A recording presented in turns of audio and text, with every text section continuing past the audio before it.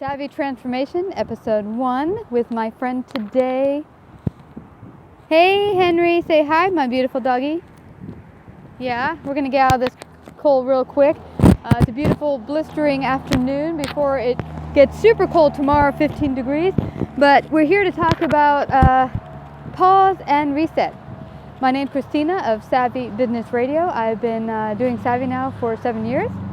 And I'll give you a little back history on how Savvy came to be so you could see how this pause came to be and reset. 7 years ago, I was in corporate America, really, really unhappy, but really feeling that if I kept on the track of corporate America and moving up the ladder, that someday, I would finally reach VP and everything would be awesome and I'd be happy. One night, I got massive chest pains and that changed everything. I went to work after the hospital and my boss' only response was, well, you didn't die of a heart attack, so why didn't you come to work on time? That was the moment that I realized things need to change. Within 1 month, I kind of went into super mode and hired a mentor coach, and we started on the process of what's next. I was so desperate to get out of the negative situation I was in. I was kind of feeling it was stay in corporate or get out, and if I didn't get out, I was going to die. I felt that desperate at that moment. So basically, within 1 month, I just quit, gave 3 weeks notice, and started my consulting business. Now, the only thing I had to run with that I could see being a business was what I did in corporate, which is financial consulting and helping people get their money, cash flow issues. My ex-boss said, I think you'd be fabulous at it and make more money than you did in corporate America. So bam, it's going to be awesome. C-Cube was born. In very short order, I wasn't getting sales, I wasn't bringing in money, and my coach said to me, so tell me, what are the first couple words that come to mind when you think of C-Cube and your consulting business? And all of the words that came to mind were negative, all of them. And she said, you know what, you got yourself in a little pickle here, you kind of quit your day job, and you hate your new business, and you kind of got to love it if you're going to, devote your whole life and soul to it. So right now, you just got to make this puppy work until you figure out something else. So her suggestion was ask everyone you know around you, what do you do that you don't even think about, that you would do like you breathe and you do it really well, but you take it for granted. And the other thing she said is start journaling. Just write down everything, what you're feeling, what you're going through. And I started doing that. And what I shortly came up with after doing this exercise was 2 things came up for me. I love talking to people, connecting with them, and having coffee. And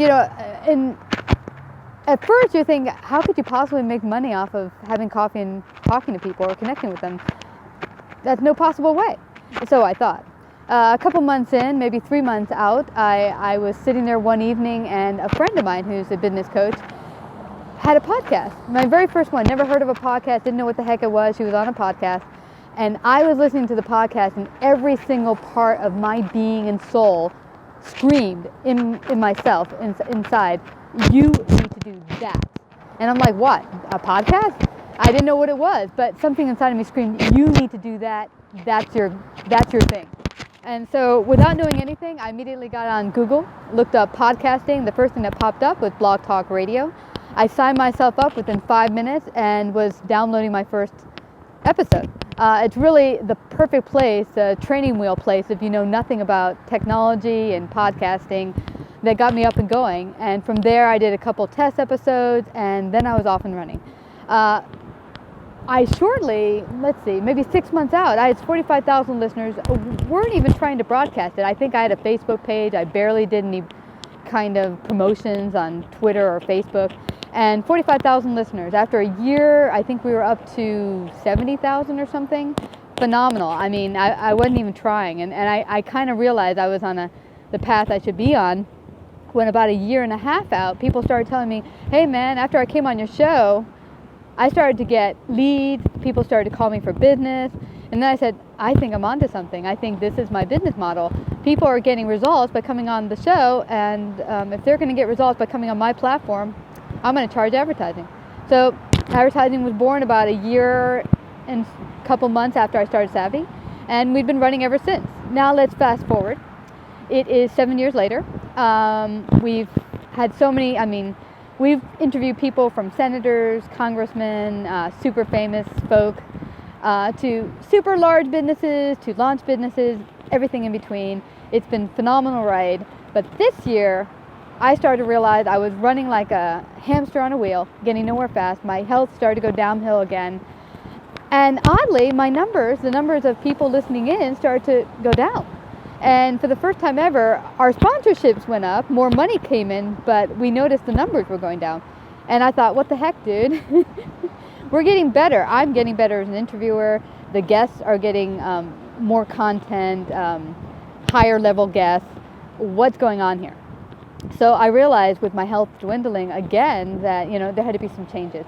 I was getting to the point where we were now doing the show every single day. We were getting in more episodes. That's fabulous. But the downside was I'm working 16 hours a day. This is not smart. This is not, what's the word?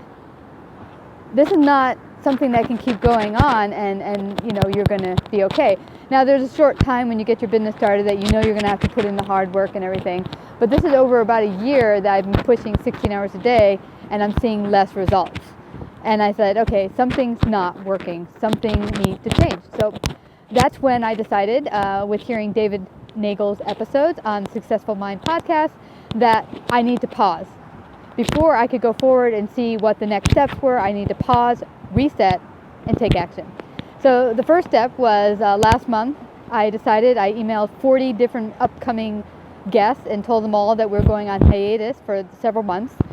And then I decided that all the recorded episodes we have will go forward, air them, and our last episode will be January 24th, David Nagel. And then at that point, we're going to take a pause and look at all the different aspects of what's working, what's not working in the business. And the first part of that was first clearing out everything outside of me. I had not exercised on a consistent basis. I wasn't eating well again.